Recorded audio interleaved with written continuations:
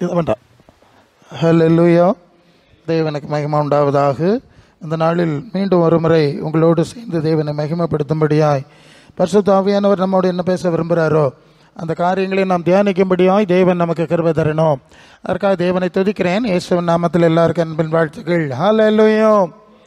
நல்லது. பிலிப்பியர்கள் எழுதின நிருபம் 2ஆம் அதிகாரம் 12ஆம் வசனம்.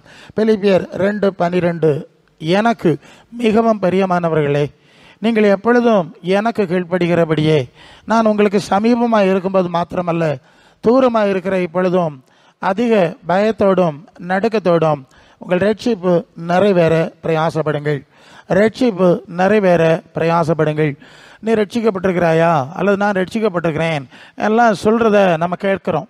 ஆனால் இந்த வசனம் சொல்லுது, ஏதோ ரட்சிப்புங்கிறது ஒரு நாளில் முடிஞ்சிடற ஒரு விஷயம் கிடையாது. அதுக்கு ஒரு தொடக்கம் இருக்கிறது, அது ஒரு முடிவு பூரணம் இருக்கிறது, அது கடந்து செல்ல வேண்டிய பயணம் அனுபவங்கள் இருக்கிறது என்பதை இந்த வசனத்திலிருந்து நாம் விளங்கிக் கொள்கிறோம். ரட்சிப்பு என்ற வார்த்தைக்கு பாதுகாக்கப்படுதல், விடுதலை அடைதல் என்பது அர்த்தம். அப்படின்னா ஏதோ ஒரு ஆபத்தான சூழ்நிலையில் நாம் இருந்திருக்க வேண்டும் அல்லது இப்போதும் இருக்க வேண்டும். அது என்ன? அதை குறித்து ரோமர் நிருபம் 6ஆம் அதிகாரம் 23ஆம் வசனத்தில் பாவத்தின் சம்பளமாகிய மரணம், மரணம் என்ற வார்த்தைக்கு தேவனிடத்திலிருந்து பிரிக்கப்படுதல் என்பது அர்த்தம். ஆத்மீக ரீதியில் ஒரு மனிதன் தேவனை விட்டு பிரிக்கப்படும் போது அது மரணமாக இருக்கிறது. ரெண்டாவது சரீர மரணமும் இருக்கிறது. இயேசு ஒரு உவமை சொல்வார். ஒரு தகப்பனுக்கு 2 குமாரர்கள். ஒருவன் தகப்பனை விட்டு சொத்துக்களை எல்லாம் வாங்கிட்டு தூர தேசத்துக்கு போய்விட்டான். எல்லாம் அழிச்சிட்டு அவன் திரும்பி வர்றான். வரும்போது அந்த தகப்பன் சொல்லுவான், இவன் மரித்தான், மீண்டும் உயிர்த்தான். இவன் காணப்படாமல் போனான், மீண்டும் காணப்பட்டான். அப்போ அந்த தகப்பனுடைய உறவிலிருந்து விலகி வாழ்ந்த அந்த காலகட்டத்தை மரணம் என்று ஆண்டவர் விளக்குறதை நாம் பார்க்குறோம். இன்னொரு சந்தர்ப்பத்தில் ஒரு மனுஷன் மரிச்சிட்டான். அப்போ அவன் சொல்கிறான், இயேசுவின் சீசன் தான், அவன் சீசனுக்கு அப்பா. அப்போ சீசன் சொல்கிறான், என்னுடைய தகப்பனார் மரிச்சு போனார், நான் அவரை அடக்கம் பண்ணிட்டு வர்றேன்னு சொல்கிறேன். அப்போ ஆண்டவர் சொல்லுவார், மரித்தோர் தங்கள் மரித்தோரை அடக்கம் பண்ணட்டும், நீ போய் தேவனுடைய ராஜ்யத்தை பிரசங்கி. அப்போ உயிரோடு இருந்து மரித்தவர்களும் இருக்கிறாங்கல்ல, சரீர பிரகாரமாக மரித்தவங்களும் இருக்காங்கல்ல. சரி. அப்போ ஆத்மாவில் மரித்தவர்கள், தேவனுடைய உறவில் இல்லாதவர்கள், அந்த அனுபவங்களை தான் மரணம் என்று குறிப்பிடுகிறோம். அதாவது தேவன் மனிதனை படைத்த போது தேவ சாயலாய் ரூபத்தில் படைத்தார். சாவாமை, ஒளிவுடை, பூரண சற்குணம், சந்தோஷ பூர்ணதம், தெய்வீக ஐக்கியத்திலே படைத்திருந்தார். அது அனைத்தையும் அவன் இழந்துட்டான் இல்லையா? பாவம் செஞ்ச பிறகு மகிமை இழந்துட்டான். மண்ணிலிருந்து எடுக்கப்பட்டாய், மண்ணுக்கு திரும்புவாய்ங்கிறது வரை எல்லாம் இழந்துட்டான். இதுதான் மரணத்தின் அடிப்படையான காரியமாக இருக்கிறது. தேவனுடைய உறவில் இருந்தபோது இருந்த எல்லா மேன்மைகளையும் இழந்து ஒரு நிலைமைக்கு நம்ம வந்திருக்கிறோம். அப்படி என்றால் எல்லாரும் பாவம் செய்து தேவ மகிமைகள் அற்றவர்களானார்கள், எல்லாரும் சாபத்துக்குள்ளே வந்துட்டோம். இதுதான் முதலாவது விஷயம். நல்லது. இந்த இடத்திலிருந்து நாம் ரட்சிக்கப்பட வேண்டும் என்பதுதான் தேவனுடைய திட்டம். அது ஒரு நாளில் முடிஞ்சிற விஷயம் கிடையாது, ஒரு நாளில் முடிஞ்சிற விஷயம் கிடையாது, ஒரு நீண்ட ப்ராசஸ். அதனால தான் அந்த வசனம் அப்படி சொல்லுது. ஸோ அப்போ ரட்சிப்பு நிறைவேற பிரயாசப்படணும். முதலாவது இந்த ரட்சிப்பு எப்படி ஆரம்பிக்கிறது என்று சொன்னால், அதாவது பாவத்திலிருந்து அல்லது பாவத்தின் விளைவிலிருந்து பாவ மன்னிப்பை பெறும்போது அவர்களுக்கு முதலாவது அந்த ரட்சிப்பின் முதல் அனுபவம் கிடைக்கிறது. ஒரு மனுஷன் பாவியாக இருக்கிறான், அக்கிரம நியாயத்தில் இருக்கிறான், அதனுடைய விளைவாக அவன் தேவனோடு உறவற்றவனாக இருக்கிறான். அவன் கண்ணை மூடினா அவன் ஆத்மா பாதாளத்துக்கு போகும். இந்த நிலையில் இருக்கும்போது இந்த அறிவு அவனுக்கு கிடைக்கிறது. இந்த அறிவு கிடைச்ச உடனே, ஐயோ நான் மனம் திறந்த வேண்டும் என்று அவன் மனம் திறந்துவிட்டான். பாவ மன்னிப்பு வாங்க வேண்டும் என்று சொல்லி இயேசு நாமத்திலே சிலுவை பலியின் மூலம் பாவ மன்னிப்பை பெற்றுக்கொள்கிறான். அதுதான் பாவ மன்னிப்பு நிச்சயம் என்று சொல்லுகிறோம். இயேசுவிடத்திலே ஒரு ஸ்திரீ வர்றா, அழுறா. ஆண்டவர் சொல்றார், உன் விசுவாசம் உன்னை ரட்சித்தது, நீ சமாதானத்துடனே போ. அந்த ஒரு சமாதான உணர்வு இல்லையா? பாவ மன்னிப்புக்காக ஜெபிக்கும் போது அந்த பாவம் மன்னிக்கப்பட்ட ஒரு நிச்சய உணர்வு உண்டாகுது இல்லையா? இங்கே தான் ரட்சிப்பின் முதலாவது அனுபவம் உண்டாகிறது என்பதை நீங்கள் அறிஞ்சிருக்கணும். இது முதலாவது அனுபவம், சரியா? ஏன்னா உங்களுக்கு புரியும்படி சொல்லணும். பொதுவாக இப்போ சர்ச் ஆஃப் சவுத் இந்தியா எல்லாம் சிலுவை கள்ளிகள்லாம் பரலோகத்துக்கு போகிறாங்க அப்படின்னு ஒரு தவறான கோட்பாடு வச்சுருப்பாங்க. பரலோக ராஜ்யம் கள்ளமாக இருக்கிற ராஜ்யம் கிடையாது, அது ரொம்ப தெளிவானது. எங்கேயுமே அதுக்கு நமக்கு வசனம் இல்லை. சிலுவை கள்ளர்கள் அது 1 பேதுரு 3:18 காவலில் உள்ள ஆவிகள் இருக்கிற இடத்துக்கு தான் அன்னைக்கு இயேசு போனார், அங்கே அழைத்து கொண்டு போனார். அதான் இங்கே இருக்கிற செய்தி. அவன் 3ஆம் வானத்து பரதீசுக்கும் போகல, பரலோகத்துக்கும் போகல. இதை தப்பாக பேசி கடைசி வரைக்கும் சிலுவை கள்ளர்களாகவும் கள்ளிகளாகவே கள்ளர் கூட்டமாகவே இருந்துருவாங்க. இன்னொரு கூட்டத்தார் என்ன செய்வாங்க? பாவிகளா எங்களுக்காக இப்பொழுதும் எங்கள் மரண நேரத்திலும் வேண்டிக் கொள்ளுங்கள் அப்படின்னு. நாங்களும் பாவிதான், அம்மா வேண்டிக்கிடுங்க, ஐயா வேண்டிக்கிடுங்க, அண்ணா வேண்டிக்கிடுங்க அப்படின்னு ஒரு 33 கோடி பேர் வச்சுருக்கமாங்கன்னு நினைக்கிறேன். எல்லோரும் கூப்பிட்டுட்டே இருப்பாங்க. பிறகு செத்த பிறகு ஒரு நோட்டீஸ் ஒட்டுவாங்க, விண்ணக வாழ்வின் 3ஆம் ஆண்டு. எப்படியா அவர் பரலோகத்துக்கு போயிருக்கிறாரு. அவர் அங்கேருந்து ஃபோன் பண்ணி சொன்னார், நான் 3 வருஷமாக பரலோகத்தில் இருக்கிறேன், அதனால் அதை பெருசாக ஒட்டிடுவாங்க. எவ்வளோ மோசடின்னு பாருங்களா? ஆமாம், எப்படி தான் ரொம்ப மோசடியாக இருக்குல்ல. சிஎஸ்ஹெச் பீப்புளெலாம் அப்படி தான். அவங்க இதெல்லாம் சரியில்லை வேண்டான்னு சொல்லுவாவ, ஆனால் அதை தான் செய்வாவ. ஒரு ஆள் பாடியான பிறகு பிளவுண்ட மலையே புகழடந்தாருமே, பக்கம்பட்ட காயமும் பாய்ந்த செந்நீர் வெள்ளமும் பாவதோஷம் யாவையும் போக்கும்படி அருளும். எப்போ போக்குது?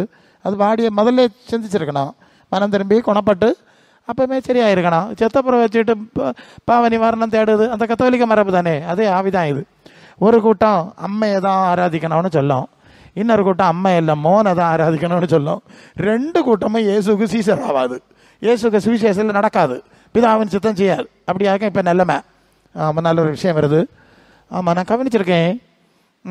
அவங்க மரியாதை ஆராதிக்கிறாங்க, அப்புறம் நிறைய புனிதர்கள்லாம் இருக்காங்கல்ல, இவங்களெல்லாம் ஆராதிக்கிறாங்க. என்ன எதுக்கு செய்கிறீங்கன்னு கேட்டால், புதுமை நடக்கணும். என்ன நடக்கணும்? புதுமை நடக்கணும், அற்புதம் நடக்கணும். சரி, ஓகே. இப்போ இந்த பக்கம் இயேசு ஆராதிக்கிற கூட்டம் பார்த்தா, நீங்கள் எதுக்கு இயேசு ஆராதிக்கிறீங்க? புதுமை நடக்கணும், அற்புதங்களை செய்யணும். அற்புதங்கள் செய்கிறவர் நடுவில் இருக்கிறார். 2 குருசடி கூட்டம் தானே. என்ன சொல்கிறீங்க? பார்க்க போகிறோம் வசனம். அதான் இப்போ உள்ள நிலைமையை சொல்கிறீங்க. பழைய சபை வேறு, 2மே இப்போ குருசடி தான். ஒரே ஆவி தான், குருசடி ஆவி நடத்திட்டு இருக்கு, குருசடி கூட்டமாக நடந்துட்டு இருக்கு. இப்போ ஆவியானவர் சொல்கிறார், நீங்கள் ரட்சிப்பு நிறைவேற முதல்ல ரட்சிக்கப்படணும், பாவ மன்னிப்பு வாங்கணும். இந்த பாவ மன்னிப்பு வாங்கினா என்ன நடக்கும்னு கேட்டால், ஒரு மனுஷன் பாவி, அவன் வாழ்க்கையில் நல்லது ஒன்றும் இல்லை, எல்லாம் பாவம் தான் இருக்கு. அப்போ என்ன செய்யணும்? ஆண்டவர் பாவத்தை மன்னிச்சா அந்த பாவத்தை எல்லாம் அழிக்கணும்ல, அவனுடைய பாவக்கிரியை அழிக்கணும்ல, அந்த சாபத்தை எல்லாம் அழிக்கலாம் இல்லையா? அழிச்சாச்சு. இப்போ அந்த மனுஷனுடைய வாழ்க்கையில் என்ன இருக்குது தெரியுமா? 0, ஒன்றும் இருக்காது. பாவமும் இல்லை, புண்ணியமும் இல்லை. புண்ணியம் தான் தெரியாதுல்ல, 0 லெவல். ஒரு ஆள் பாவ மன்னிப்பை பெறும்போது 0 லெவலுக்கு வர்றார், நியூட்ரல். அதுக்கு முன்னே நெகட்டிவ் இல்லையா, பாவத்தின் சாயல். இப்போ அதான் அழிச்சாச்சு, மன்னிச்சிட்டார், இப்போ 0. இனி என்ன செய்யணும்? சிலர் நினச்சிடுது, நான் பாவ மன்னிப்பு நிச்சயத்தை பெற்றிருக்கிறேன், நல்லது தான், இப்போ தான் 0 லெவல் ஆச்சு. இனி அடுத்து என்ன செய்யணும்? மத்தேயு 6:33, முதலாவது தேவனுடைய ராஜ்யத்தை அவருடைய நீதியையும் தேடு. இனிதானே தேடணும், இதுவரை தெரியாதில்ல உனக்கு, இனிதான் தேடணுங்க. சுவிசேஷத்தை கொஞ்சம் சரியா போறீங்க. சரிப்பா, பழசு வந்தா இப்போ அழிச்சாச்சு, இப்போ ஒன்றும் இல்லாமல் நிற்கிற பிச்சைக்காரன், நியூட்ரல், ரோட்டில் நின்னவனை அப்படி மொத்தத்தில் நடத்தி இருக்கு. இனி என்ன செய்யணும்? குளிச்சு துணியெல்லாம் மாற்றி வீட்டுக்குள்ளே கூப்பிடணும், அடுத்த லெவலுக்கு போனோம்ல. சரி, அப்போ தேவனுடைய ராஜ்யத்தின் நீதியை இனி தேடணும். அது மத்தேயு 11:28, வருத்தப்பட்டு பாரம் சுமக்கிறவர்களே எல்லாரும் இடத்துல பாருங்க, நான் இளைப்பாறுதல் தருவேன், என் நுகத்தை உங்கள் மேல் ஏற்றுக்கொண்டு என்னிடத்தில் கற்றுக்கொள்ளுங்கள், அப்பொழுது உங்கள் ஆத்மாக்களுக்கு இளைப்பாறுதல் கிடைக்கும். அப்போ இனி படிக்கணும் இல்லையா? பாவியா வந்தா பாவம் மன்னிப்பு வாங்கியாச்சுங்க. இனி தேவராஜ்யத்தை நீதியை தேடணும், இனி கற்றுக்கொள்ளணும். இனி கற்றுக்கொண்டு தான் அடுத்தது ஒன்னாட்டு படிக்கணும், பரீட்சை எழுதணும், பாஸ் ஆகணும் இல்லையா? பிள்ளை 1ஆம் கிளாஸ் 2ஆம் கிளாஸ் 3ஆம் கிளாஸ் போகிற மாதிரி அப்படி தானே போனோம். இப்படி போனோம். நினைச்சிடுது, எனக்கு பாவத்தை மன்னிச்சிட்டாரு, பாவம் மன்னிப்பு நிச்சயம் தான். நீ இன்னும் ஒன்றும் இல்லை, சைவரில் தான் நினைக்கிறா. நீ தேவ சித்தம் செய்ய கற்றுக்கொள்ள வேண்டும். ரோமர் 6:22, நீங்கள் இப்பொழுது பாவத்திலிருந்து விடுதலையாக்கப்பட்டு தேவனுக்கு அடிமைகளானதினால் பரிசுத்தமாகுதல் கிடைக்கும் பலன், உங்களுக்கு கிடைக்கும் பலன் முடிவோ நித்திய ஜீவன். இப்போ பாவத்திலிருந்து விடுதலை மட்டும் தான் இங்கே கிடைச்சிருக்கு. இனி என்ன செய்யணும்? உன்னை தேவனுக்கு அடிமையாக ஒப்பு கொடுக்கணுமா வேண்டாமா? தேவ சித்தம் செய்யும்படி, அதை அறியும்படி கற்றுக்கொள்ளும்படி ஒப்பு கொடுக்கணும். அப்படி ஒப்பு கொடுத்து போகும்போது தான் பரிசுத்தமாகுதல் இனிதான் வரும். முதல்ல பாவி, அப்புறம் நியூட்ரல் 0, அடுத்தது பரிசுத்தமாகுதல் நீதிமான் கொஞ்சம் அனுபவம், அடுத்தது பரிசுத்தமாகுதல் வரும். 2 கொரிந்தியர் 7:1, மாம்சத்திலும் ஆவியிலும் உண்டான எல்லா அசுசியும் நீங்க நம்மை சுத்திகரித்து கொண்டு பரிசுத்தமாகுதலே தேவ பயத்தோட பூரணப்படுத்தக்கிடும். பத்தியா? அப்போ பரிசுத்தத்துக்கு ஒரு தொடக்கம் இருக்குல்ல, அது கடந்து போக வேண்டிய பாதை இருக்குல்ல, பூரணம் இருக்குல்ல. ஒரு சபைக்குள்ள என்னெல்லாம் இருக்குன்னு புரியுதா உங்களுக்கு? புரியுதில்ல? இதான் சபை. சரி, அப்போ பாவத்திலிருந்து மன்னிப்பு கிடச்சிருச்சு. இப்போ நீ தேவ நீதியை கொஞ்சம் கொஞ்சமாக படிக்கிறோம்.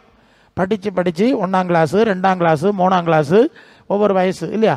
ஒருவன் மறுபடியும் பரவாவிட்டால் தேவனுடைய ராஜ்யத்தை காண மாட்டான், எழுத்தினால் ஆவினால் பரவாவிட்டால் பிரவேசிக்க மாட்டான். அப்போது 35 அல்லது 40 வயசுள்ள ஆள் இப்போ தான் புதுசாக குழந்தையா பிறந்திருக்கு. ஒரு வயசு என்னது ரட்சிக்கப்பட்டு எத்தனை வருஷம் ஆச்சுன்னு கேட்பாவ. அது 2 வருஷம் ஆச்சு. அப்போ 2 வருஷம் குழந்தை தானா? வயசு ஆளுக்கு 40. இப்போ கிறிஸ்துவுக்குள்ள வயசு எத்தனை? 2. இப்போ புரியுது இல்லையா?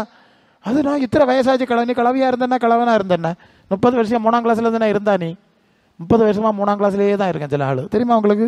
சரி. இப்போ 1ஆம் கிளாஸ், இப்போ தான் ஒரு வயசு. இனி கிறிஸ்துவுக்குள்ளே நாம் கற்று வளரதான் வயசு போகிறதுனால ஆள் வளராது பார்த்துடுங்க, மறுரூபம் ஆகிக்கொண்டே வர வேண்டும். அல்லேலூயா. 2 கொரிந்தியர் 4:16 ஆனபடினாலே சோர்ந்து போகிறதில்ல, பரமான மனுஷன் அழிந்து உள்ளான மனுஷன் நாளுக்கு நாள் புதிது ஆக்கப்படுகிறது. அல்லேலூயா. அதனால் எத்தனை வருஷம் கூட்டத்துக்கு வந்தீங்கிறதுல காரியம், நீங்கள் எவ்வளோ புதிது ஆக்கப்பட்டீர்கள்ங்கிறது தான் காரியம். அல்லேலூயா. புதிய சிருஷ்டி ஆனியலா? ஆமாம், அப்படியெல்லாம் பிரச்சனை இருக்குங்க. ஆமாம், நீங்கள் பரலோகத்தில் போகும்போது வசனம் என்ன சொல்ல தெரியுமா?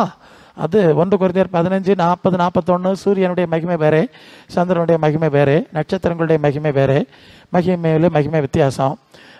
மரித்தோர் உயிர்த்தெழுதல் அப்படி இருக்கும். பரலோகத்தில் போகும்போது ஒரு ஆள் சூரியனை மாதிரி பிரகாசிச்சுது, அடுத்தது சந்திரன் மாதிரி கொஞ்சம் பேர், அடுத்தது டியூப்லைட் மாதிரி கொஞ்சம் பேர், அடுத்தது மண்ணெண்ணெய் விளக்கு மாதிரி மெழுகுத்திரி மாதிரி நிற்கட்டா இருக்கட்டா போட்டான்னு நிறைய பேர். இந்த மண்ணெண்ணெய் விளக்கு எல்லாம் பார்த்து அவர் சூரியனை போல இருப்பார், அப்படி தான் இருப்பார். அவர் மறுரூபப்பட்ட அளவு அவ்வளவு, அவர் கிறிஸ்துவில் வளர்ந்த அனுபவம் அவ்வளவு, அதனால சூரியனை போல இருக்கிறார். நீ 50 வரையும் 60 வரையும் கூட்டத்துக்கு வந்து அப்படியே பேருக்கு வந்து போன இடத்துனால இப்போ மண்ணெண்ணெய் விளக்கு லட்சணத்திலே நிற்கிது. இப்போ புரியுது இல்லை? மரித்தோர் உயிர்த்தெழுதல் அப்படி தான் இருக்குமா? சரி. அப்போது கிறிஸ்துவுக்குள்ளே என்ன செய்யணும்? நான் வளரணுமா வேண்டாமா? அதுதான் சபையை வச்சிருக்கு. ஜபக்கோபுரம்லாம் சும்மா ஜபிக்கணும் வாங்க தான் பாச சொன்னார்ல, இந்த கள்ளப்பையை ஜபிக்கலாம் வாங்க. அதான் நான் காலையிலே சொன்னேன், டேய் ஜெபிக்கணும்னா அறை வீட்டை போட்டு அந்த ரங்கத்தில் இருக்கிற பிதாவை எனக்கு ஜெபம் பண்ணணும். அதுக்கு மேலே ஒருவர் ஜெபம் பண்ணணும். அது இருக்கா சபையின் மூப்பொருளை வரவழைப்பாக ஜெபம் பண்ணணும். சபை யார் ஜெபம் பண்ணணும்? இப்படி தானே இவ்வளோ காலம் ஜெபம் பண்ணியே. அப்படி ஜெபம் பண்ணி ஆண்டவர் அற்புதம் நடக்கிறது வாங்க. என்னடா சொல்கிறீங்க? அற்புதம் நடந்ததுனால தானே நாங்கள் இந்த கூட்டத்துக்கே வந்திருக்கோம். இல்லையா? எத்தனை அற்புதம் பார்த்து நீங்கள் வந்தீங்க? இவங்களா கொண்டு வரான், போவாத, தயவுசெய்து ஓடாத. உனக்கு ஆண்டவர் அற்புதம் செஞ்சிருப்பார், ஒரு இடத்துல கொண்டு வச்சிருப்பார், உன்னை நாட்டியிருப்பாருன்னா அதுலேயே நில்லு. வேற வருதான் இங்கே வான்னு கூப்பிட்டா ஓடாத. ஆமாம், அன்னைக்கு ஆசை கூப்பிட்ட மாதிரி வேற கள்ளர்கள் வருவாங்களாம், பக்க வழியாக வருவாங்களாம். இங்கே அற்புதம் நடக்கிறது, உன் சபையில் நடக்காது. உனக்கு இயேசு உங்ககிட்ட இல்லை, நான் அவரை பிடிச்சு கட்டி என் பாக்கெட்டில் வச்சிருக்கிறேன். ஆமாம், இங்கே வேற ஆளுகளுக்கு குருநாதர் அப்படி தான் சொல்லுவார், அருள்நாதரின் கோவை வருகை. ஆமாம், இந்த ஆள் போனவர் தான் இயேசுநாதர் கோயம்புத்தூருக்கு போனார். அதுக்கு முன்னே அங்கே இருக்க சர்ச்சு விசுவாசிகள்லாம் மடையமாறு. அந்த ஆவி, அந்த அசுத்தாவி வஞ்சிக்கிற ஆவி ஆகும். அருள்நாதரின் ஆந்திர வருகை. ஒரு பட்டணத்துக்கு பேருக்கு அவர் கன்வென்ஷன் போயாச்சுன்னா அருள்நாதர் போவாராம், இவர் போட்டா போக மாட்டாராம். அதே வேலை தானே இவருங்க கட்டு அண்ணுவேன், நான் வந்திருக்கேன் வருவேன். அப்போ இத்தனை சபை, இவ்வளவு காலம், இவ்வளவு விசுவாசிகள், வேதம் ஜபம் எல்லாம் அவ அத்தனை பேரை மடையன். இதுக்கு பின்னால் நடக்க சில முட்டாளுக்கு மூடக்கூட்ட நடக்குது எடுத்துக்கிட்டு பயபக்தியா. புரியுது இல்லையா அவங்களுக்கு? விவரம் இல்லை. இது என்ன கூத்தா இருக்கு? ஆண்டவர் வச்சுட்டு ஆண்டவரோட நடந்து வரியா என்னாச்சு? நீ இப்போ இல்லையா வந்தா? நீ ஏசு அறியாத இடத்துக்கு போ, அங்கே போய் அவர் சுகமாக்குறாரு அது இது சொல்லி இப்படி 10 ஆத்மா என்ன செய். அது அப்படி சந்தோஷமான காரியம், வேண்டான்னு சொல்ல இல்லையே. இந்த போட்ட ஆளுல என் சபையை குழப்பது என்னதுக்கு? உங்களுக்கும் தோணிக்கிட்டோம். அப்போ நம்ம சபையில் இயேசு இல்லை, பாட்டு மட்டும் பாடிடுது. அற்புதங்கள் செய்கிறவர் எனக்குள் இருக்கிறாருன்னு சொல்லுது. நோட்டீஸை கண்டோன்னு அடிச்சு போறேன் அங்கே ஓடிடுது. இப்போ உனக்குள்ள இல்லையோ கள்ளை என்னது செய்திய பிராந்தா நீங்க போறீங்களான்னு அப்படிதான் கேட்கணும். புத்தி வரணும், இல்லை பிராந்தா உங்களுக்குன்னு கேட்பேன். நீ இப்படி தானடா பாடிட்டு இருந்தா இவ்வளவு நாளும், இங்க இருக்கிறார் நான் அங்க வரமாட்டேன், எனக்குள்ள இருக்கிறார் சண்டை பிடிச்ச இல்ல, இவன் எதுக்கு வண்டிக்கார எடுத்துட்டு ஓடுறான். சரி சரி, இப்ப என்னாச்சு? பாவத்திலிருந்து விடுதலை ஆகணும், தேவ நீதியை கற்றுக்கொள்ளணும், கிறிஸ்துவுக்குள் இனிதாய் புதிய சிருஷ்டியை என்ன செய்யணும்? நாம் வளர ஆரம்பிக்கணும், ரட்சிப்பு நிறைவேற பிரயாசப்படணும் இல்லையா? அதை ஏகம் பார்த்துட்டு இருக்கேன். அப்போ முதலாவது பாவத்திலிருந்து விடுதலை வேணும் இல்லையா? அதான் ஞானஸ்நானம்னா என்ன சொல்லியிருக்கு? ரோமர் 6:2 கிறிஸ்துவுக்குள்ளான பழைய மனுஷன் அவருடனே கூட அடக்கம் பண்ணப்படுகிறது. அவருடனே பழைய மனுஷன் கிறிஸ்துவுடனே கூட அடக்கம் பண்ணப்படுகிறது. நாம் புதிதான ஜீவன் உள்ளவர்களாய் நடந்து கொள்ளும்படி அவரோட அடக்கம் பண்ணப்பட்டோம். புதிதான ஜீவன் பழச முடியாச்சு இல்லையா? ஞானஸ்நான அனுபவம். அது தண்ணி தெளிப்பு சில இடத்துல தெளிக்கணும்னு சொல்லுவாங்க. இன்னொரு கூட்டம் தெளிச்சது இல்லை பாஸ்டர், முக்கி தான் ஆகணும். இல்லை தெளிச்சாலும் முக்கினாலே ரெண்டும் ஒன்று தான். ரெண்டும் தண்ணி விளையாட்டு. தண்ணி விளையாட்டுக்கு பேர் ஞானஸ்நானம் இல்லை, அது ஸ்நானம். ஞானஸ்நானம்னா கழுவப்படுற அனுபவம், ஸ்ரீசத்துவ அனுபவம், பழச குளிச்சு முழுக அனுபவம். இது தண்ணி தெளிச்சியதா முக்குதா. சிலவன் கங்கையில் முங்குறான், சில ஆல்பம் மகாமகத்தில் முங்கிட்டு ஒன்று செத்து போச்சு, ஒன்று ஜெயிலில் போயிட்டு வந்துருக்கு. சரி, எங்கேயாவது முங்கு, வெறும் வெள்ளத்தில் முங்கி ஒன்று நடக்காது பார்த்துக்க. அது புதிய சிருஷ்டின் அனுபவம். சரி, இனி கொஞ்சம் கொஞ்சமாக வளரணும் இல்லையா? ரெண்டாவது என்ன பார்க்கணும்? ரட்சிப்பு. ஒன்று பாவத்தின் அடிமைத்தனத்திலிருந்து ரட்சிப்பு. பழைய மனுஷன் போச்சு, இவன் புது சிருஷ்டியாச்சு. ஓகே. நம்பர் 2 கலாத்தியர் 1:4. கலாத்தியர் 1:4. இப்போது இருக்கிற இந்த பொல்லாத பிரபஞ்சத்திலிருந்து நம்மை விடுவிக்கும்படி தேவனுடைய சித்தத்தினாலே இயேசு தம்மை பலியாக ஒப்பு கொடுத்தார். சரிதானே? வசனம் பார்த்துடுங்க. இந்த பொல்லாத பிரபஞ்சத்திலிருந்து விடுவிக்கப்படும்படி வசனம் சரிதானா? அப்போ பிரபஞ்சத்தை எப்படி சொல்லியிருக்கு? பொல்லாத பிரபஞ்சம்னு சொல்லியிருக்கு. என்ன காரணம்? அது பூமி உன்னிமித்தம் சபிக்கப்பட்டிருக்கும். அது 3:17 சொல்லியாச்சு. அதனால பூமி இப்போ என்னாச்சு? சாபம். ரெண்டாவது, சாத்தான் ஆதாம் ஏவாளை கையில் எடுத்தாச்சு, காயினை கொலகாரனை மாற்றியாச்சு, வேற எல்லாரையும் துன்மார்க்கரா மாற்றியாச்சு. ஆதியாகமம் 6:5 மனுஷருடைய கிரியல் நினைவுகள் எல்லாம் நித்தமும் பொல்லாது. நோவாவை தவிர எல்லாரும் அப்படி இருந்ததுனால எல்லாரும் அழிச்சு போட்டார் இல்லையா? சரி, அப்போ எல்லாம் பேதான். அடுத்தது இஸ்ரவேலரை எடுத்தார், அதுவும் விக்கிரக ஆராதனை செஞ்சுட்டு நிற்குது. கண்ணுக்குட்டி ஆராதனை அவள் பேய இங்கே வந்தாச்சு. அடுத்து எருசலேமிலே விக்கிரகத்தை வச்சாச்சு, பேய எங்கே வர வந்துன்னு பார்த்துடுங்க. இப்போது லூக்கா 4:5 ஏசுனார்கிட்ட பிசாசு சொல்லேன், இந்த உலகம் முழுசும் எனக்கு கொடுத்துருக்கு, நான் எனக்கு இஷ்டமானவனு கொடுப்பேன். பார்த்தியா இத்தனை பேருக்கு கொடுத்துருக்கேன், அவைகளுக்கு நிறைய கொடுத்துருக்கேன். ஆமாம், அவன் இங்கே உள்ள ஆளுகளுக்கு கொஞ்சம் கொடுத்துருக்கேன். பல வேலை சொல்லும்போது அப்படி தான் சொல்லுவேன், மற்றவங்க நிறைய கொடுத்துருக்கேன், உங்களுக்கு கொஞ்சம் தந்தான். ஏன்னா உலகம் அவ்வளோதான் என்கிட்ட இருக்குது, எனக்கு கஸ்டடி, நான் எடுத்தாச்சு. ஏன்னா அவர் சொல்லிட்டார்ல ஏசா 65:17 புதிய வானம் புதிய படைக்க போகிறேன், இது வேண்டான்னு சொல்லியாச்சு. அப்போ சரி எடுத்தாச்சு. 1 யோவான் 5:19 உலகம் முழுவதும் பொல்லாங்கனுக்குள் கிடக்கிறது என்று அறிஞ்சிருக்கிறோம்னு சொல்லியிருக்கு. அப்போ உலகம் முழுவதும் இப்போ சாசுக்குள்ளே கிடக்குனால தான் அந்த லட்சணத்தில் உலகம் இருக்குது. இப்போ புரிஞ்சு இல்லையா? டிவிலையும் பேப்பர்லையும் கடவுளுக்கு கண்ணு இருக்கா மூக்கு இருக்கான்னெல்லாம் கேட்கப்படாது. அவருக்கு கண்ணு மூக்கெல்லாம் இருக்குது, நமக்கு இருக்குன்னா அவருக்கு இருக்கக்கூடாது. என்னத்தை சொல்லுதியா? இருக்கப்படாதா? எல்லாம் இருக்குது பாருங்க. மனுஷனுக்கு தானே கண்ணு மூக்கம் இல்லை. மரியாதையை சொன்னது கேட்டு இருந்திருந்தா நல்லா இருந்திருக்கலாமா இருந்து. சரி, இனியாவது சொல்லது கேட்டு மனம் திருப்பி கொணப்பட்டு இருன்னு சொன்னால் இருந்துட்டு நல்லா இருந்திருக்கலாமா இருந்து. கேட்கல என்ன செய்யுது? சில பிள்ளைகளை இடுப்பில் எடுக்கணும், அது சரவி இறங்கி ஓடிடும். அதை பிடிச்சி இழுத்து வச்சணும். இப்படி சரவி ஓடுறா பின்ன என்ன செய்யுது? பின்ன போய் அதான் கொண்டு போவோம். சரி போட்டு மனசிலாவது இல்லையா அவங்களுக்கு? சரி. இப்போ என்னாச்சு? உலகத்தில் இருந்து பொல்லாத பிரபஞ்சத்தை விடுதலை வேணுமா? இல்லை பிரசங்காரு, பூமியின் உயர்ந்த ஸ்தானத்தில் ஏறணும் கொள்ளாமா? ஆண்டவர் சொல்லார் ஒன்று பொல்லாத பிரபஞ்சத்தை விடுவிக்கன்னு. இவனை சொல்லலாம் உலகத்தின் உயர்ந்த ஸ்தானத்தில் ஏறுவோம், அதில் மூழ்கிடுவோம் அப்படின்னு கொண்டு தெரியா. பார்த்துக்க, ஏசுநாதரை சிலுவையில் அரைஞ்சு கொண்டு போட்டாவ, 2 கள்ளமாருக்கு நடுவில் கொண்டு போட்டாவ.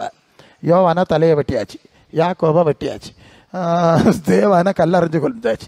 இப்படி எல்லா பரிசுத்தவான்களையும் பாட்டுக்கொலை செஞ்சுக்கிட்டே இருக்கு. ஏன்? இந்த பொல்லாத உலகம் பொல்லாங்குலங்கள் கிடக்கிறதுனால பரிசுத்தவான்களை என்ன செய்யுது? அது படுகொலை செய்து கொண்டு இருக்கிறது. வெளிப்படுத்தின விசேஷத்தில் 6:9-10 5ஆம் முத்திரையை உடைத்த போது தெய்வ வசனத்தின் நிமித்தம் தாங்கள் கொடுத்த சாட்சி நிமித்தம் கொல்லப்பட்டவருடைய ஆத்துமக்களை பலிபீடத்தின் கீழே கண்டேன். அவர்கள் பரிசுத்தமும் சத்தியமுள்ள ஆண்டவரே தேவரே பூமியில் மேல் குடியிருக்கிறவரிடத்துல எங்கள் இரத்தத்தை குறித்து இதுவரைக்கும் நியாய தீர்ப்பு செய்யாமலும் பழி வாங்காமலும் இருப்பீர் என்று மகா சத்தமாய் கூப்பிட்டு சொன்னார்கள். கவனிக்கிறீங்களா?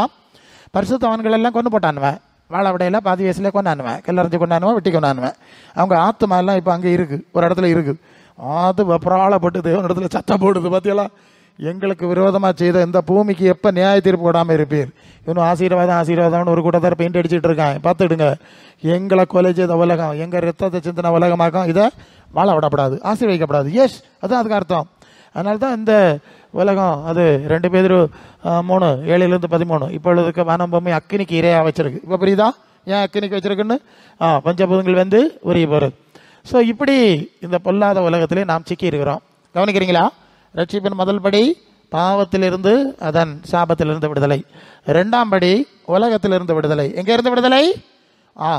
உலகத்திலிருந்து விடுதலை. அதனால தான் நீங்கள் யோவான் 15:19 நீங்கள் உலகத்தாராக இருந்திருந்தால் உலகம் தன்னுடையதை சிநேகித்திருக்கும், நீங்கள் உலகத்தாராக இராதபடினால் நான் உங்களை உலகத்திலிருந்து தெரிந்து கொண்டபடினால் உலகம் உங்களை பகைது. புரியுதுல்ல? சீடராக்கி ஞானஸ்நானம் கொடுக்கணும்னு சொல்லி அது மத்தேயு 28 கடைசி 2 வசனத்தில் படிக்கிறோம். சீஷர் என்று சொன்னால் இயேசுவை பின்பற்றவங்க. ஸோ இப்போ சீஷரில் பார்த்தா இயேசு சொன்னார், நான் உங்களை உலகத்திலிருந்து பிரித்து எடுத்திருக்கிறேன். உங்களை எடுத்தாரா? உங்களை பிரித்து எடுத்தாரா? நல்லா பார்க்காரு பிரசங்கியாரு. நாங்கள் தான் பிரிய மாட்டோம்னு போட்டி வாதமாக அவர் முடிவு எடுத்துட்டோம். அவர் நல்லா பார்க்க தான் செய்யாரு. எப்படியும் இதை உலகத்திலேருந்து பிரிச்சனோன்னு நாங்கள் விடுபாடு இல்லை. கொள்ளாமா டக் ஆஃப் வாரன்னு சொல்லுவாங்க. இழுவலி. ஆமாம், வட்டம் இழுக்க மாதிரி அவர் அங்கே இழுக்கணும், நீங்கள் எங்கே இழுக்கணும். எப்படி இருக்குன்னு எனக்கு தெரியாது, நீங்கள் பார்த்துடுங்க. சரி, இப்போ உலகத்திலிருந்து விடுவிக்கணும், அதனால வேறுபடுத்தினேன், பிரித்து எடுத்தேன். பழைய ஏற்பாட்டிலையும் ஒரு வசனம் இருக்குல்ல, அது லேவி 20:26, நான் பரிசுத்தராக இருக்கிறது போல நீங்கள் என்ன கேட்ட பரிசுத்தலாக இருக்கும்படி உங்களை மற்ற ஜனங்கள் என்னுடையவர்களாக இருக்கும்படி மை ஒன் பீப்புள் மற்ற ஜனங்களை விட்டு பிரிச்செடுத்தேன் அவன் சொன்னார்ல. ஆமாம், பிரிச்செடுக்கிறார். அதே வார்த்தையை பேதுரு 1 பேதுரு 2ஆம் அதிகாரம் தானே, நீங்கள் அங்கே வந்தபோது ஆதி திருச்சபையின் தலைவர் அப்போஸ்தலர் பேதுரு ராயப்பர் பத்ரோஸ் என்ன சொல்கிறாரு? 1 பேதுரு 2:9, நீங்களோ உங்களை அந்தகாரத்தினின்று தம்முடைய ஆச்சரியமான ஒளி நடத்திற்கு வரவழைத்தவருடைய புண்ணியங்களை அறிவிக்கும்படி தெரிந்து கொள்ளப்பட்ட சந்ததி, ராஜரிகமான ஆசாரிய கூட்டம், பரிசுத்த ஜாதி, அவருக்கு சொந்த ஜனமாக இருக்கிறீர்கள். அப்போ அவருக்கு சொந்த ஜனமாய் உலகத்திலிருந்து நீங்கள் பிரிக்கப்பட்டிருக்கிறீர்களா, இல்லை உலகத்தாரை போல இருக்கிறீர்களாங்கிறத நீங்கள் பார்த்துடணும். ரொம்ப முக்கியமான ஒரு விஷயம், ரொம்ப முக்கியமான ஒரு விஷயம். ஏன்னா இன்னைக்கு கிறிஸ்தவ கோலத்தை பிசாசு ஏமாத்துறான். நீ உலகத்துலேயும் உயரத்தில் ஏறலாம், உன்னதத்துலேயும் உயரத்தில் ஏறலான்னு ஒன்று போய் சொல்கிறான். ஆண்டவர் சொல்வார், 2 எஜமானுக்கு ஊழியம் செய்ய ஒருவனால் கூடாது. ஒருதனை பற்றி கொண்டு உலகத்துக்கும் தேவனுக்கும் உலக பொருளுக்கும் ஊழியம் செய்ய உங்களால் முடியாது. ஒருவனை பற்றி கொண்டு இன்னொருவனை என்ன செய்வான்? பகைப்பான். மத்தேயு 6:24. இது ஒன்றுக்கு ஒன்று எதிராரு. நான் வசனம் தரேன். 1 யோவான் 2:15, உலகத்தில் உள்ளவைகளிலும் அன்பு கூறாதீர்கள். அன்பு கூறுதா என்ன நடக்கும்? சொல்லுங்க, என்ன நடக்கும்? அன்பு கூறுதால் பிதாவின் அன்பு தீந்தா. அப்போ உலகத்தை ஆசீர்வாதம் நீங்கள் நினச்சிங்கன்னா பரலோக தேவனுக்கு எதிரியாக மாறணும். புரியும் நினைக்கேன். கள்ள பிரசங்கெல்லாம் இப்போ நிறைய தாறுமாறாக போயிட்டுருக்கு. நீங்கள் உலகத்துக்கு நேசர்களாய் மாறும்போது தேவனுக்கு எதிரியாய் மாறுவீர்கள். யாக்கோபு 4:4, உலக நேசன் தேவனுக்கு விரோதன பகை என்று அறியீர்களா? உலகத்துக்கு சிநேகிதனாக இருக்கும் தேவனுக்கு. அப்போ உலக நேசர்களுக்கு பரிசுத்த ஆவி கிடைக்காது. சரிதானே? ஏன்னா தேவன் ஆவியாக இருக்கிறார்ல, யோவான் 4:24. அப்போ உலக நேசர்களுக்கு கிடைக்கிறது பரிசுத்த ஆவி கிடையாது, அது உலகத்தின் ஆவி. இப்போ புரியும்னு நினைக்கிறேன். அல்லேலூயா. வசனம் தான் சொல்லிட்டு இருக்கிறேன். அப்போ உலகத்திலிருந்து விடுதலை பண்ண ஆண்டவர் விரும்புகிறார். இப்போ எல்லாருமே நாங்கள் உலகத்திலேருந்து விடுதலை பெற விரும்பலை, அதிலே மூழ்கி நீந்தி எப்படியாவது உலகத்துக்கு சரணடைந்து உன்னதங்கள், ஆமாம், பூமியின் உயர்ந்த ஸ்தானங்களுக்கு ஏற விரும்புகிறோம். என்ன சொல்கிறாரு? உலகத்துக்கு சரணடைஞ்சு தான் பூமியின் உயர்ந்த ஸ்தானத்துக்கு ஏற முடியுமா? அது யோவான் 16:33 ஆண்டவர் சொல்கிறார், உலகத்திற்குள் உபத்திரவம் உண்டு, நான் உலகத்தை ஜெயித்தேன்னா சரணடையவில்லைன்னு அர்த்தம். மறுநாளே பிடிச்சி சிலுவையில் கொண்டு போட்டானுவன். ஜெயத்தில் 2 இருக்குங்க. ஒன்று எதிரியை வீழ்த்தி ஜெயிப்பது, இன்னொன்று எதிரியிட்டது சரணடையாமல் வீரமரணம் அடைவது. 2மே ஜெயந்தான். இந்த இடத்துல ஆண்டவர் சொல்கிறாரு வீரமரணம். ஏன்னா சிலுவையில் கொண்டுட்டாங்கல்ல, ஜெயித்தேன், சிலுவையின் மரண பரியந்தம் நான் சரணடையலை. நீங்கள் வெளிப்படுத்தின விசேஷத்தில் 12ஆம் அதிகாரம் 12 மரணம் நேரிடுகிறதா இருந்தாலும் அதற்கு தப்பும்படி தங்கள் ஜீவனையும் பாராமல் ஆட்டுக்குடியின் ரத்தத்தினாலும் சாட்சியின் வசனத்தினாலும் அவனை ஜெயித்தாள். மரணம் வந்தாலும் ஜெயிச்சாங்க. மரண பரியந்தம் உண்மையாயிருன்னு வேற வசனம் சொல்லுது. சாவு வந்தாலும் உலகத்துக்கு சரணடையலை. புரியுதில்ல? சரி. இப்படி தேவ பிள்ளைகள் உலகத்திலிருந்து ரட்சிக்கப்படுகிறார்கள். உலகத்தில் உயரத்தில் யாருமே ரட்சிக்கப்படலை. அவன் சாத்தான் பிடியில் சிக்கிறான். இப்போ புரியுதா? அதனால தான் யாக்கோபு 1 கடைசி வசனமா, உலகத்தால் கரைபடாதபடி தன்னை காத்துக்கொள்கிறதே தேவனுக்கு உண்டு மாசு இல்லாத சுத்தமான பக்தி. இப்போ புரிஞ்சுருங்க. உலகத்துக்கு கரைப்பட்டவங்க யாரு, கரைப்படாதவங்க யாரு, சரணடைஞ்சவங்க யாரு, சரணடையாதவங்க யாரு, உங்களுக்கு புரியுதில்ல? சரி. ஆகவே நாம் உலகத்திலிருந்து விடுவிக்கப்பட ஆண்டவர் விரும்புகிறார். தேவன் அதை செய்கிறார். நீங்கள் யோவான் 17:6 அங்கே என்ன படிக்கிறோம்? ஏசு ஜெபம் பண்ணுறார். என்ன ஜெபம் பண்ணுறாரு தெரியுமா? நீர் உலகத்தில் இருந்து தெரிந்தெடுத்து எனக்கு தந்த மனுஷருக்கு உம்முடைய நாமத்தை வெளிப்படுத்தினேன், அவர்கள் தான் உம்முடையவர்களாக இருந்தார்கள், அவர்கள் உம்முடைய வசனத்தை கை கொண்டார்கள் அப்படின்னு சொல்லுவார். அப்போது 9ஆம் வசனத்தில் நீர் நான் அவர்களுக்காக வேண்டிக் கொள்கிறேன். யாருக்கு? உலகத்திலிருந்து தெரிந்தெடுக்கப்பட்டவர்களுக்கு தான் நான் வேண்டிக் கொள்வேன்.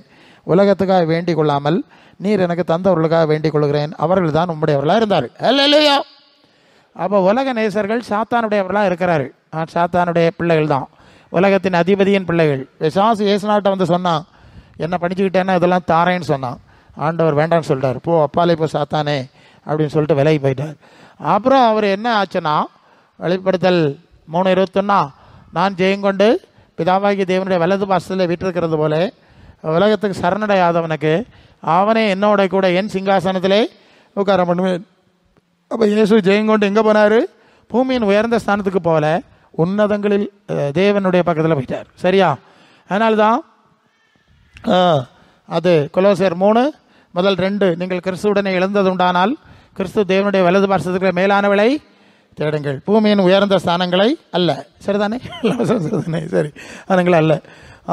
அது எபேசியர் 2:7, அவரோட கூட எழுப்பி உன்னதங்களில் அவரோடு கூட உட்காரவும் செய்தார். நல்ல கவனிங்க, அந்த வசனம் பாஸ்ட் டென்ஸில் இருக்குது. எப்படி இருக்கு?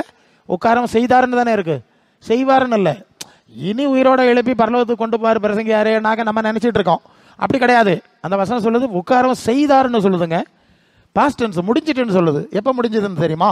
மத்தேயு 6:20-21, உங்கள் பொக்கிஷங்கள் எங்கே இருக்கிறதோ அங்கே உங்கள் இருதயம் இருக்கும், பரலோகத்திலே பொக்கிஷத்தை சேர்த்துவேன். அப்போ என்ன அர்த்தம்?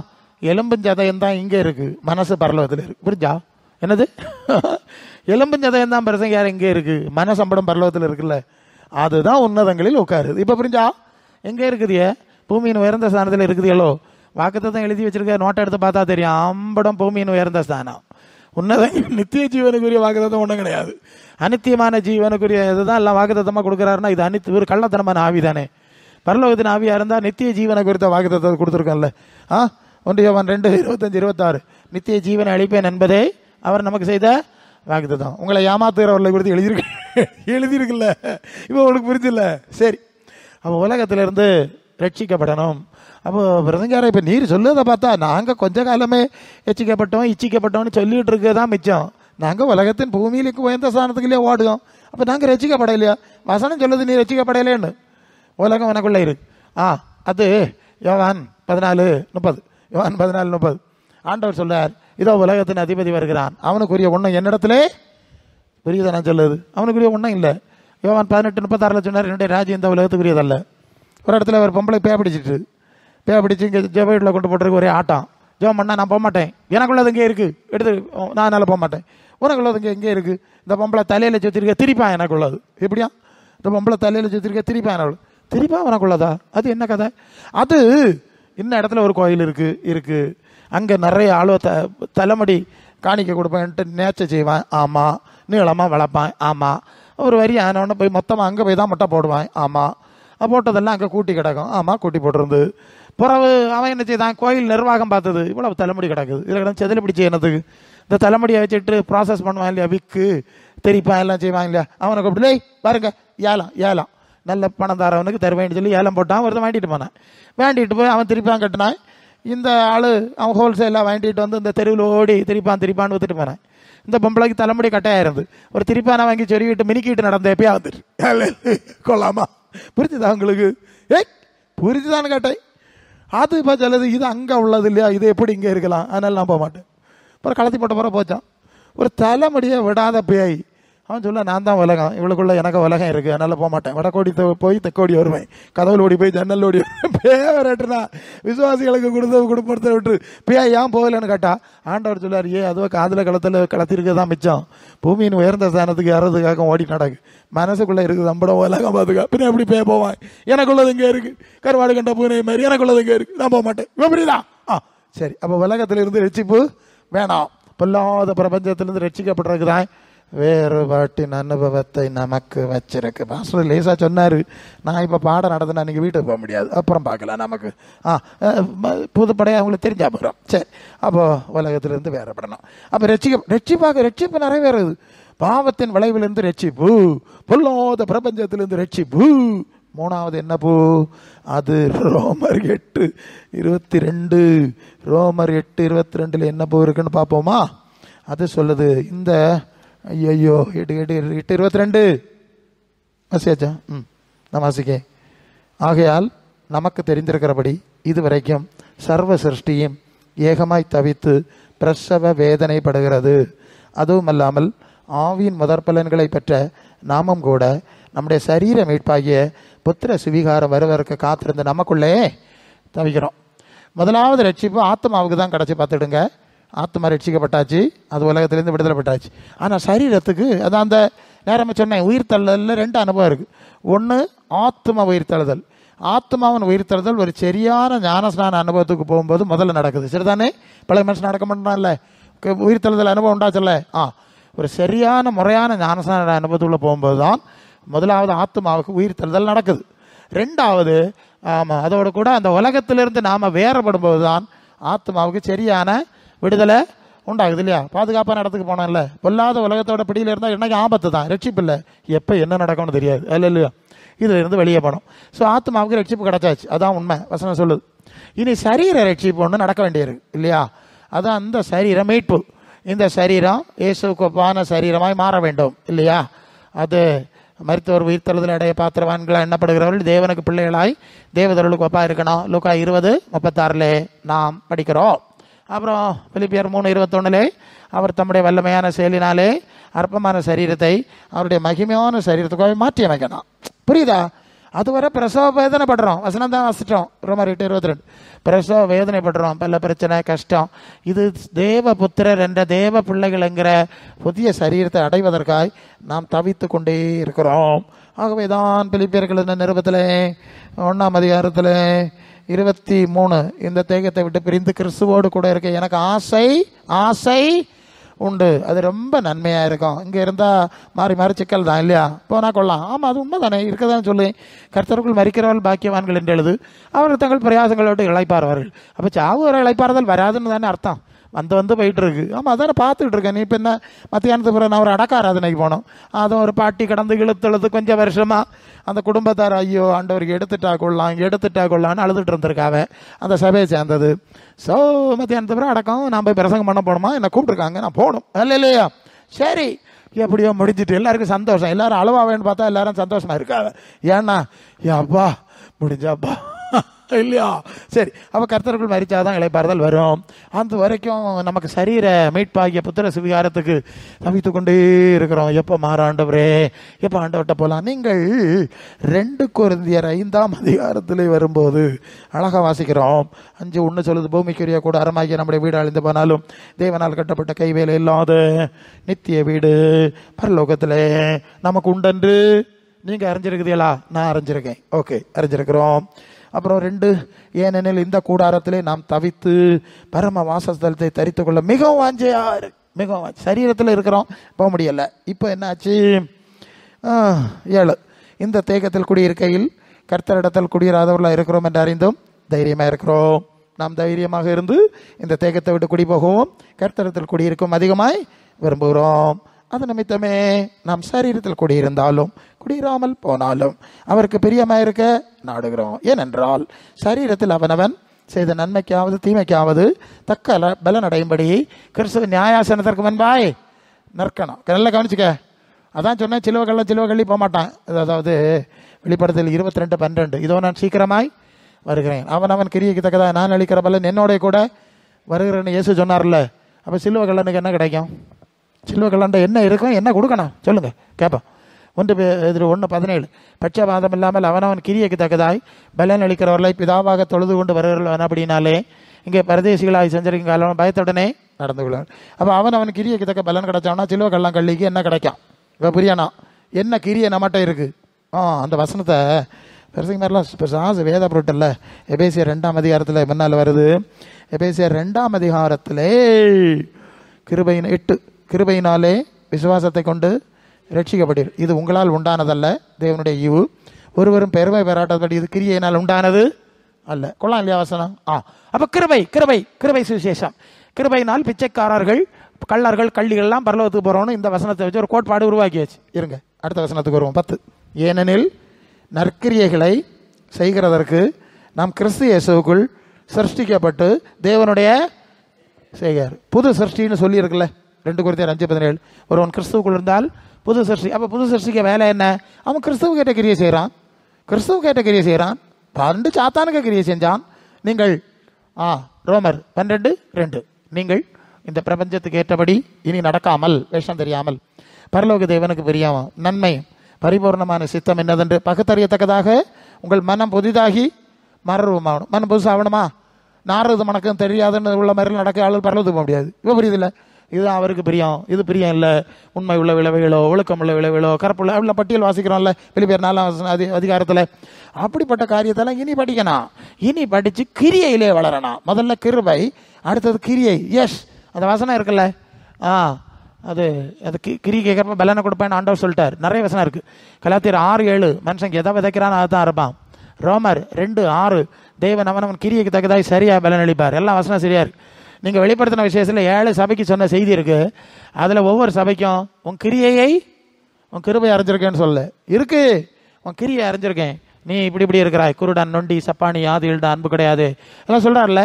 அவன் கிரியைகளை பார்த்துட்டு இருக்கிறேன். உங்கள் நற்கிரியலை கண்டு பரலோகத்தில் இருக்கிற பிதாவை மேம்படுத்தும்படி உங்கள் வெளிச்சம் முன்பு பிரகாசிக்கணுமா சொல்லியிருக்குல்ல. அதெல்லாம் நமக்குள்ள நடக்கணுங்க. சும்மா ரசிக்கப்பட்டேன் முங்கினேன் தெளிச்சேன்லாம் சொல்லிட்டு இருக்கக்கூடாது. இந்த அனுபவம்லாம் உண்டாயிட்டே இருந்தாதான் நாம் கிறிஸ்துவுக்குள் வளர முடியும். அப்போ கிரியை கேட்ட பலன் தான் அவர் கொடுப்பார், சந்தேகம் கிடையாது. அது பரிசுத்த ஆவியானவர் நமக்குள்ளே வரும்போது பரலோக தேவனுடைய சித்தத்தை குறித்து அறிவை கொடுக்கிறார். பரலோக தேவனுக்கு ஏற்ப நடக்கும்படி உதவி செய்கிறார். அதனால தான்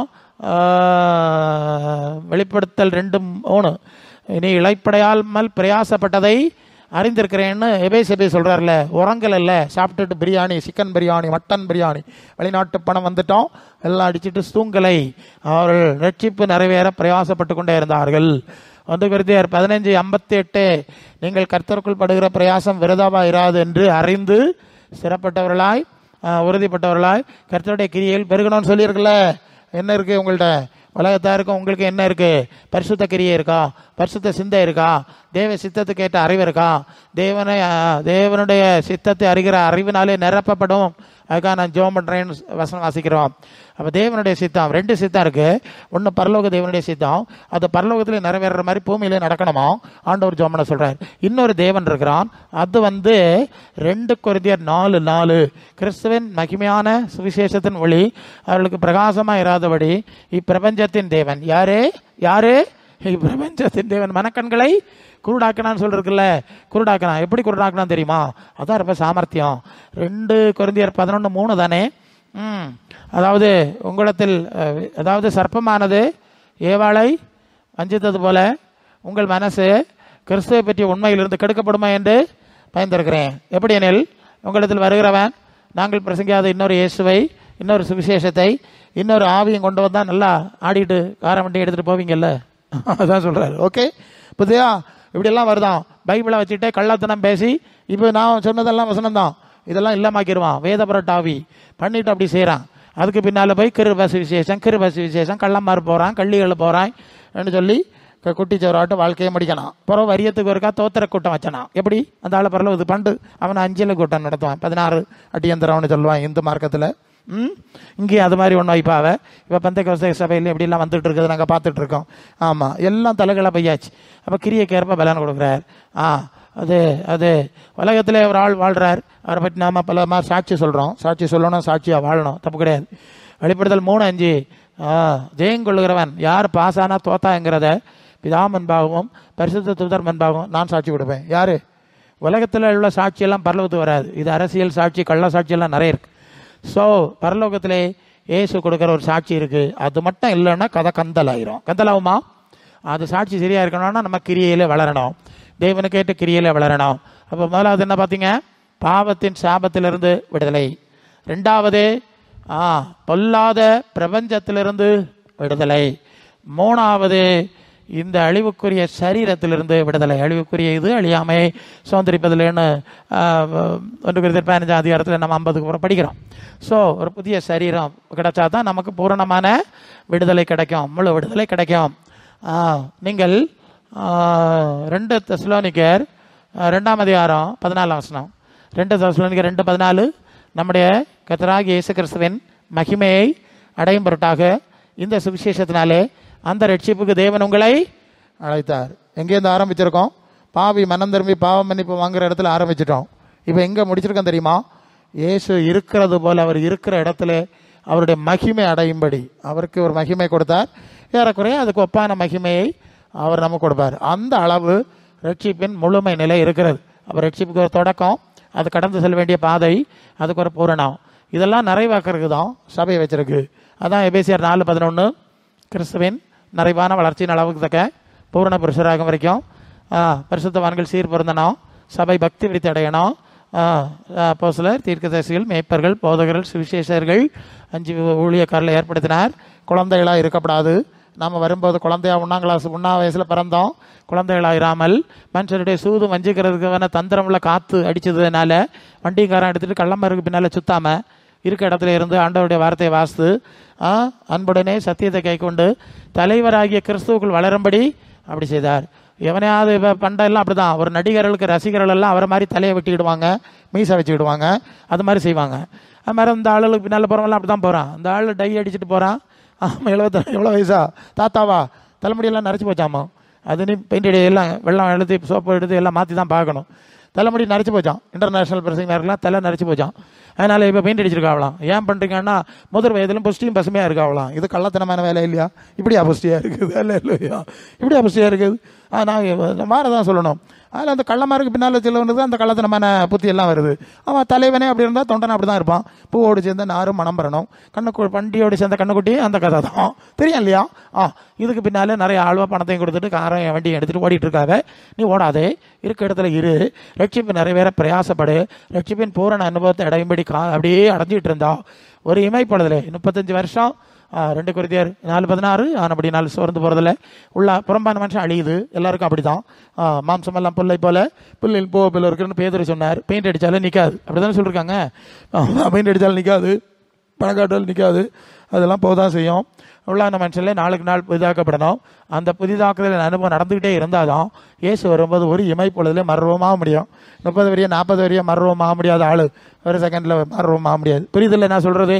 எல்லா வசமும் சொல்லியிருக்கேன், உங்கள் சமயத்தில் நான் சொல்லணும். ஆகவே எனக்கு மிகவும் பிரியமானவர்களே, ஊழியக்காரர்கள் உங்களுக்கு சமீபமாக இருக்கும்போது மாத்திரமல்ல, தூரமாக இருந்தாலும், நீங்கள் தனியே எங்கே இருந்தாலும் தனியே வந்தீர்கள், தனியே மர்வமாகுங்கள், தனியே ஆண்டோட்ட செல்ல வேண்டும். உங்கள் ரட்சிப்பு நிறைவேற பிரயாசப்படுங்கள். கர்த்தர் வார்த்தைகளால் உங்களை ஆசீர்வதிப்பாராக.